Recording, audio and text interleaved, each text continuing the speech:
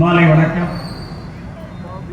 பாரதிய ஜனதா கட்சி சென்னை கிழக்கு மாவட்டம் ஓபிசி அணியின் சார்பில் நடைபெற்றுக் கொண்டிருக்கின்ற இந்த பிரம்மாண்டமான பொதுக்கூட்டத்தினுடைய தலைவராக இருக்கின்ற அன்பு சகோதரர் ஓபிசியுடைய மாவட்ட தலைவர் திரு டிபி நந்தா அவர்களே, ஓபிசியுடைய மாநில தலைவர் அன்பு சகோதரர் முன்னாள் மாநில தலைவர் முன்னாள் ஆளுநரான எழுச்சிமிகு ஆற்றல் மிகு ஐயா இலா கணேசனுடைய மனசாட்சியாக திகழ்ந்து கொண்டிருக்கின்ற ஓபிசியுடைய மாநில தலைவர் அன்பு சகோதரர் திரு வீர திருநாவுக்கரசு அவர்களே,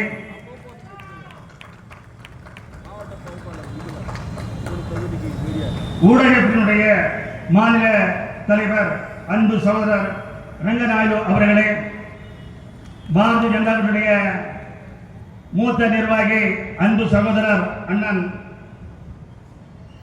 VL நரசிம்மன் அவர்களே, மற்றும் பாரதிய ஜனதாவுடைய சென்னை கிழக்கு மாவட்டத்துடைய துணைத் தலைவர் அண்ணன் முத்துக்குமார் அவர்களே, அண்ணன் சரவணா டி செல்வம் அவர்களே, செந்தில்குமார் அவர்களே, ஓபிசியுடைய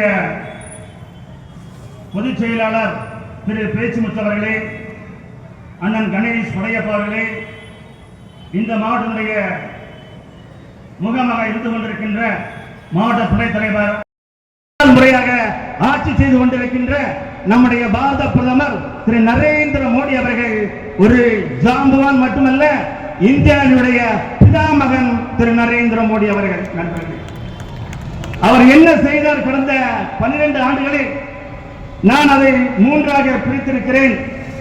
தமிழ்நாட்டிற்கு பாரத நரேந்திர மோடி அவர்கள் என்ன செய்தார்? நண்பர்களே, பெரியவர்களே, 2017ஆம் ஆண்டு அப்பொழுது நம்முடைய பாரம்பரியமிக்க தமிழருடைய வீர விளையாட்டான ஜல்லிக்கட்டை 2012-13களில் அன்று ஆண்டு கொண்டிருந்த காங்கிரசும் திராவிட முன்னேற்ற கழகம் நம்முடைய பாரம்பரியமிக்க வீரமிக்க தமிழோட விளையாட்டான ஜல்லிக்கட்டை தடை செய்தார்கள். அந்த தடையை உடைப்பதற்காக தமிழகத்திலிருந்து மிகப்பெரிய கூட்டம் ஒன்று மெரினா பீச்சில் மிகப்பெரிய ஆர்ப்பாட்டத்தையும் எழுச்சியும் ஏற்படுத்தியது.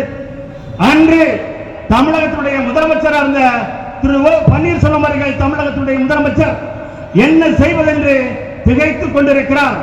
அப்பொழுது நம்முடைய மாநிலத்தைச் சேர்ந்த மத்தியில் அமைச்சராக இருந்த வர்த்தகத்துறை அமைச்சராக இருந்த திருமதி நிர்மலா சீதாராமனுடைய வழிகாட்டுதல்படி அவரை டெல்லிக்கு அழைத்து அன்று தமிழகத்தினுடைய பொன் ராதாகிருஷ்ணன் மத்திய அமைச்சராக இருந்தபோது அவரையும் டெல்லிக்கு சென்று ஒரே நாளில் 7 மத்திய அமைச்சருடைய செக்ரட்டரி சந்தித்து 7 மத்திய அமைச்சர்களை சந்தித்து ஒரே நாளில் அந்த ஜல்லிக்கட்டை தூக்கி எறிந்து அந்த தடையை சுக்குநூறாக உடைத்து வீசி தமிழனுக்கு பாரம்பரியமிக்க ஜல்லிக்கட்டை திறந்து விட்டவர், ஏற்படுத்தி கொடுத்தவர் நம்முடைய பாரத பிரதமர் நரேந்திர மோடி என்பதை மறந்து விடாதீர்கள் நண்பர்களே. அது மட்டுமா, காவிரி மேலாண்மை ஒவ்வொரு ஆண்டும் பல ஆண்டுகளாக தமிழகத்திற்கும் கர்நாடகத்திற்கும் பெரிய பிரச்சனை. அந்த கர்நாடகத்துடைய தண்ணீர் தரமாட்டார் என்பார்கள், நாம் தண்ணீர் வேண்டும் என்போம். தண்ணீர் பிரச்சனை பல ஆண்டுகள் பல முதலமைச்சர்கள், எம்ஜிஆரால் முடியவில்லை, அண்ணாதுரையால் முடியவில்லை, கருணாநிதியால் முடியவில்லை, ஜெயலலிதால் முடியவில்லை. இங்கு ஆண்டு கொண்டிருந்த முதலமைச்சர் அங்கிருந்த பஞ்சாரப்பா, ராமகிருஷ்ண ஹெக்டே, குண்டுராவ் போன்ற முதலமைச்சர் முடியவில்லை. நம்முடைய பாரத நரேந்திர மோடி அவர்கள் பதவியேற்ற போது காவிரி மேலாண்மை அமைத்து தமிழனுக்கு காவிரியில் தண்ணியை வர வைத்தவர் நம்முடைய பாரத பிரதமர் நரேந்திர மோடி அவர்கள். இப்போது இருக்கிறது மேகதாது கணக்கு என்பது வேறு, காவேரி என்பது வேறு. நினைவுகள் இப்பொழுது மேகதாது தான். இன்றைய முதலமைச்சர் பெங்களூர் சொல்கிறார், செல்வாரா, சென்றவர்கள்தான் என்ன நடக்கும் என்பது தெரியும். ஆனால் அன்றே நம்முடைய பாரத பிரதமர் நரேந்திர மோடி அவர்கள் பதவியேற்ற பிறகு அன்றே காவிரி மேலாண்மை அமைத்துக் கொடுத்தவர் நம்முடைய பாரத பிரதமர் திரு நரேந்திர மோடி அவர்கள். நண்பர்களே, இந்தியா முழுவதும் எய்ம்ஸ் மருத்துவமனை இருக்கிறது, ஒவ்வொரு சிட்டிகளிலும் இருக்கிறது. காங்கிரஸ் பிரிவுகள் 1-2 இருந்தது. ஆனால் நம்முடைய பாரத பிரதமர் தமிழகத்திற்கு நாட்டிற்காக மதுரையை தேர்ந்தெடுத்து மதுரையில் எய்ம்ஸ் மருத்துவமனையை ஏற்படுத்தி கொடுத்து இன்று மதுரையில் எய்ம்ஸ் மருத்துவமனை இருக்கின்றால் அதற்கு காரணமானவர் நம்முடைய பாரத பிரதமர் திரு நரேந்திர மோடி அவர்கள். நண்பர்களே, அது மட்டுமல்லாமல் வந்தே பாரத் ரயில் 5 வருகிறது. திருச்சி மாநகரத்தில் ராணுவ தடகளங்கள் இருக்கின்ற கால்களை ஏற்படுத்தி கொடுத்தார். அமிர்த் பாரத் ரயில் நிலையம் திட்டத்தின் மூலம் தமிழகத்தில் இருக்கின்ற 77 ரயில் நிலையங்களில் மேம்படுத்தி அதனை பொதுப்பொலிவுடன் திறந்து வைத்திருக்கிறார். கடந்த மாதம் 17ஆம் தேதி சென்னையில் இருக்கின்ற பூங்கா ரயில் நிலையம், சின்னசீலம், குன்னூர் 3 ரயில் நிலையங்களையும் சீரமைத்து பொலிவுடன் ஏற்படுத்தி கொடுத்தவர் நம்முடைய பாரத பிரதமர். தமிழ்நாட்டுக்காக இந்தியாவுக்கு என்ன செய்தார்? இந்தியாவுக்காக நம்முடைய நேரம் குறைவா பேசுகிறார், நல்ல குறைவா பேசுகிறேன். கொரோனா காலத்தில் 2019-20 கொரோனா தடுப்பூசியை கொரோனா இந்த ஆட்கொல்லி உயிர்கொல்லி நோயான கொரோனா வந்தபோது இந்தியாவில் உள்ள 140 கோடி மக்களுக்கும் 2 முறை 2 தடுப்பூசியை இந்தியாவிலேயே கண்டுபிடித்து ஒவ்வொரு குடிமகனுக்கும் பொதுவாக ஒரு திட்டம் வந்தால் ஒரு சிலருக்கு தான் சென்று சேரும். ஆனால் இந்த கொரோனா தடுப்பூசி மட்டுமே தமிழக இந்தியாவில் இருக்கின்ற 140 கோடி மக்களுக்கும் ஒவ்வொரு மனிதனுக்கும் இந்த கொரோனா தடுப்பூசி போட்டவர் நம்முடைய பாரத பிரதமர் நரேந்திர மோடி அவர்கள். நண்பர்களே, அது மட்டுமல்ல, கங்கா ஆபரேஷன் என்றால் நம்முடைய மாநிலத்திலோ அல்லது இந்தியாவிலிருந்தோ வெளிநாடுகளுக்கு சென்று படிக்கின்ற, வேலை செய்கின்ற அல்லது அங்கு ஏதாவது கம்பெனியில் நடத்துகின்ற யாராவது இந்திய மக்களுக்கு ஏதாவது ஒரு பிரச்சனை என்றால் அந்த பிரச்சனையிலிருந்து அவர்கள் போரில் களத்தில் மாற்றிவிட்டாலோ அதிலிருந்து மீட்பதற்காக நம்முடைய பாரத நரேந்திர மோடி அவர்கள் கங்கா ஆபரேஷன் மூலம் ஒவ்வொரு இந்தியனையும் எந்தவித பிரச்சனையும் இல்லாமல் எந்தவித காயமும் இல்லாமல் மற்ற தேசத்திலிருந்து மீட்டெடுக்கின்ற ஒரு கங்கா ஆபரேஷனை ஏற்படுத்தி கொடுத்தவர் நம்முடைய பாரத பிரதமர் அவர்களே.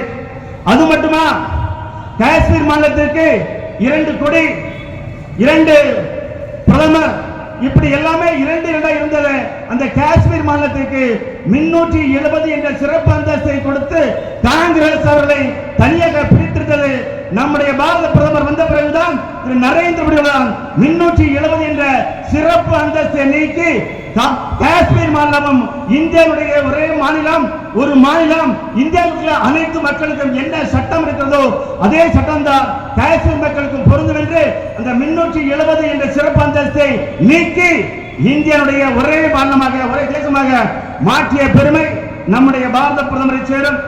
நண்பர்களே, அது மட்டுமல்ல, உலகுடைய பொருளாதாரத்தில் இந்தியா 4வது மிகப்பெரிய பொருளாதார நாடாக உயர்த்தியவர் நம்முடைய பாரத பிரதமர்.